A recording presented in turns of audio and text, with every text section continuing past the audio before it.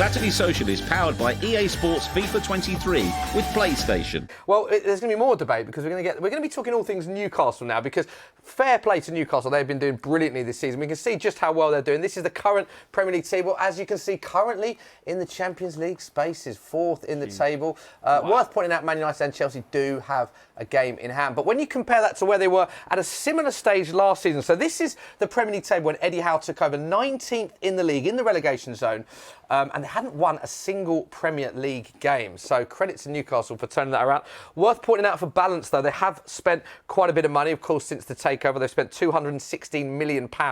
So a big outlay on the likes of Trippier, Wood, Guimaraes, Byrne, Target, Pope, Botsman and Isak. So a lot of money spent, but I would say spent quite wisely. Obviously, big outlay for Isak in particular.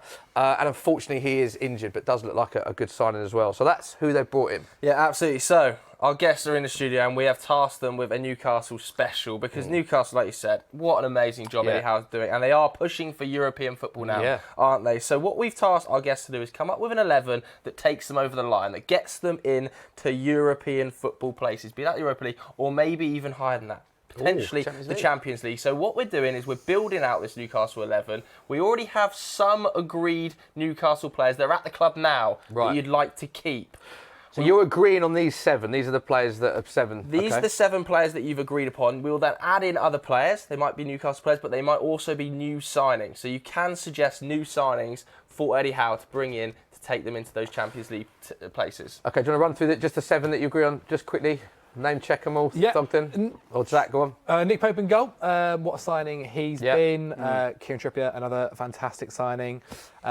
We've then got at Sven Botman. Surprised me there. Midfield, Bruno Guimaraes, Joe Linton in midfield, who has turned into an unbelievable midfielder under Eddie Howe. Isaac, summer signing as well up top, and Alain Saint-Maximin on the left. So they're the 7. So quite a few that 2 guests have agreed on, to be fair, which goes to show how well they're doing. Some big names missing there as well. Newcastle fans at home, one in particular. Yes. Who's flying at the moment, which we will come on We'll come on to. So let's fill out the positions. So first up at centre-back. Yes. Who are you going with? Now, again, this could be a current player, it could be a new signing, but players, this is building 11 to take Newcastle to the next level. Centre-back, who would you have to fill that role? Personally, with Fabian Schär being 31 years old, you've got to look to the future if Newcastle want to break into the European positions. And the one to do it is young French centre-back Jean-Claire Todibo. Oh, we're putting up straight away, no debate. Hold on, my friends. Hold on, my friends. Debate there. I'd like to be there. And I would also like to say with my signings, I've kind of tried to think that they obviously have a lot of money, but everyone knows that Newcastle have a lot of money now, so players are going to cost a lot more. So I tried to be a little bit smarter with what I've done. And so I have got Fabian Schär. Look, great season as well. He has. I really like the idea of youth as well. And obviously, I think bringing someone in doesn't mean that Schär's not going to play. I think you're able to rotate. Squad rotation, It will be quite a young centre-back partnership there, I think, if you bring Todibo in. So you don't really have that maybe experience that Schär has. Let's be honest with Todibo. He's been at Benfica. He had a tough time. Barcelona, tough time. So at Nice, he's had this opportunity to really understand and mature in the French league. And that's where I think he gets that experience, even for his young age. And he's aggressive. How much do you think he'll cost? Going back to Zach's point about fees, 22 years of age, he's still young. How much do you think they would have to pay to bring him in? I'd say around 35, 40 million. In today's market, that's really not too bad. It is a young centre-back pairing in the Premier League. Even Sven Botman, was brought in this year as kind of the young understudy, but has hit the ground running in such sensational form. Todibo's only 22. Can you have 2 centre-backs that are that young in the Premier League partner each other? I think with Saliba this year smashing it for Arsenal, you can. What he learnt at Marseille in the French league helped him mature. It's similar with Todibo. I like the French link with Newcastle. They've always loved the French player. Get him in the team. Yeah, happy to he's kind of convinced me, lads. Not going to lie. Okay. He's convinced Let's me. go for Todibo then. And Schär, you'll Fabian get a few Schär, minutes by here. the way. What a season Fabian Schär's had. We've got to put some Schär in most interceptions, aerials, duels won, clearances and blocks for Newcastle in the Premier League this season. So respect where it's due. Schär's having a great season. Okay. Zach's saving some money on this next suggestion as well, aren't you? Because you've got big money being spent in other areas. Yeah, Some of the suggestions Zach is about to come on to. Yes, at left back, I've gone for Dan Burn and also kind of slash Matt Target at the same time. The guys that they've already got there, I think they are more than capable to be playing to push on. In fact, they've already shown that as well with how this season's going. With the way that Trippier kind of plays obviously wanting to push forward, especially in a back four, you kind of maybe do need a left back who's going to be a bit more reserved, and Dan Burn does do that. And if you do a Matt Target, he's kind of the perfect mix between someone who is defensively sound but also attacking wise pretty decent as well. Indeed. Is that Dan Burn's best position though, left back? Do you not prefer him as a centre back? Where do you think he's utilised best? I think he actually, in both roles, he does very well. At the moment, he is keeping Target out of the squad. Target has had injuries as well that he's had to come back from. There is maybe a possibility. I think you could also play a back three as well with this Newcastle squad, where you have Dan Burn involved with these two as well, or even Shah if Shah was going to be playing. I think for this, I'd personally have him at left back. I don't know who have you got for left back? My left back option is Stuttgart's finest, Borna Sousa. Oof. You may have not heard of him now, but you will after the World Cup. The Croatian left-back has been smashing it in the Bundesliga the last few years. He's really unleashed what he is. Great going forward. His expected assists are actually better than Theo Hernandez, who for me is the best left-back in the world right now. And he's just underrated. You haven't heard of him, so I think with an early bid, he's around Newcastle's level. He could be in the team for years to come. 24. And Zach made a good point about a back three. He can play left wing back as well, and he does that under Stuttgart. So you move Dan Burn into the middle potentially at one part of the season. He can unleash, go forward a little bit more, get involved in the goal contributions. So I think he's a good option for Newcastle. Left backs are tough as well. I was also thinking of Nuno Tavares as well, who's on loan at Marseille and doing really well. And if you were going to a back three, Tavares is actually a fantastic I'm not fit. sure Nuno Tavares is good in a back four, though. Yeah, exactly.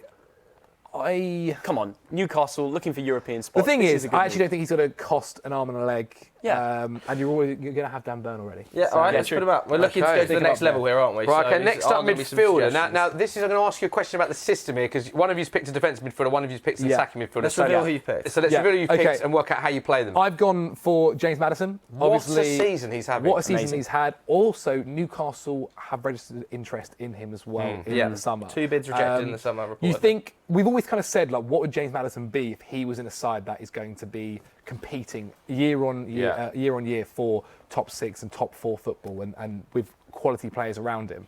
And when you look at this Newcastle squad, he's definitely going to be having quality around him. And a midfield of Joe Linton, who is now one of the best number 8s in the league, and Bruno Guimaraes, it is really impressive. And then if you add him to kind of play this maybe slightly a little bit more forward or that side of that side, maybe a little bit more 10, then I think you have a really, really nice attacking midfield. And that's what they want to do, right? I think if you get a DM, don't get me wrong, I do think maybe what you might say that Bruno will push on if you get a DM, which is fine. But if you're under Eddie Howe and you want to be in this top 4, you're probably going to want to be playing really attractive football. And to do that, I think you probably need someone.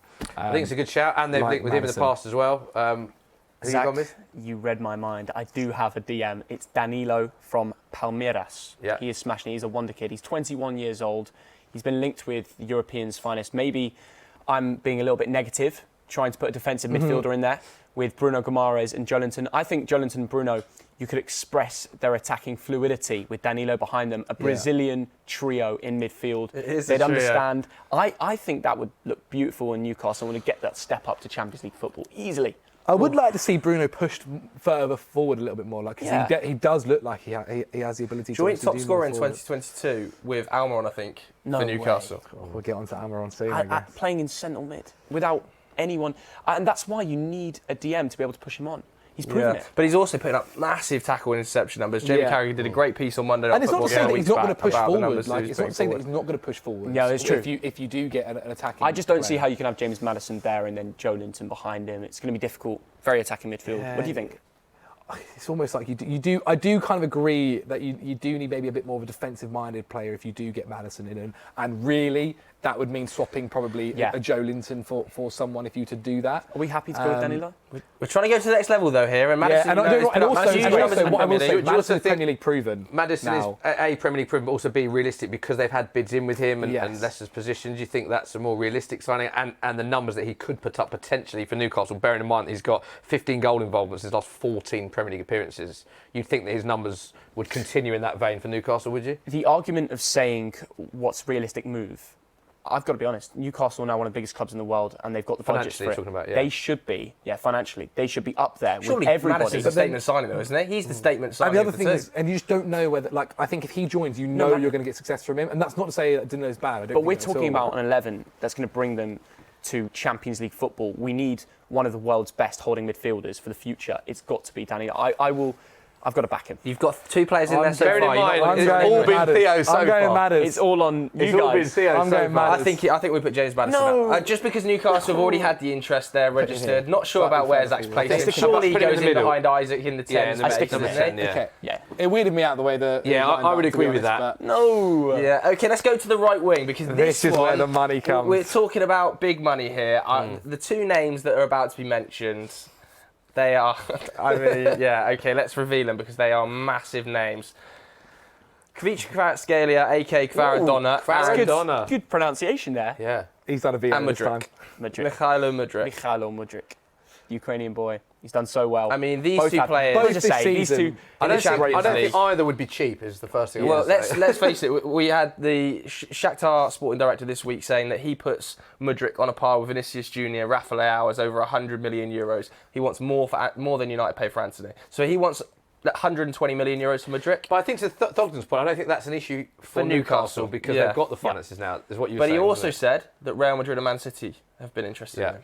So you're then Absolutely. competing for that level. They're going to have to make an attractive move that makes sense, that will offer him regular game time, make him Bit of the money. king of Newcastle. Honestly, I think if Mudryk fancies it, he could take Newcastle to the next I level. don't think it's for either of these guys. I don't think it's tough for Newcastle to show them the project and be like, hey, Yeah. you're going to be There's joining definitely a us. project. And like, don't get me wrong, if Man City come or Real Madrid or whatever, I think it's a lot tougher to be like, hey, we're going to give you minutes over. But Jack both these Grealish players, So you mean guaranteeing game Yeah, time? guaranteeing game both time. these Much easier players are Newcastle. also kind of left wingers, aren't they? Can Yeah. Maradona and Mudryk both play left Can wing? play on the right. What Can I play on the right. love- But I would probably actually move. And what about this man? I want you to pick up the magnet Yeah, can we and just say- respect Miguel Almiron. No one he's has on mentioned fire. Almiron, and like, I there'll be completely a lot agree. of Newcastle fans asking about Almiron. I completely agree. But you don't there think is you there is a saying with Almiron where it has been a purple patch Almiron, where he goes through a couple of months where he is unreal, and I feel like that might be at the moment. Newcastle's top scorer this season. The 6 goals. disrespect. and he's doing disrespect unbelievable. on Miguel Almiron. I'm not saying there's a purple patch here. I think he's on the bench. We're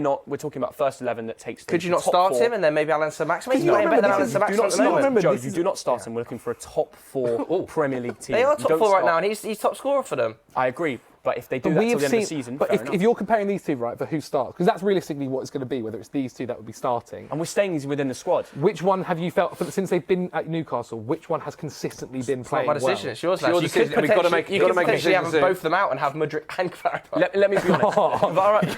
Kvara is less realistic because he's a better player. I think he's going to go to City. I think Mudryk's more Need a realistic for decision on the Newcastle. final I think player. you Okay. could win him over. He'd cost a little bit less, and I can see him smashing it. Okay. in the Okay, Northeast. there we go. So that is confirmation.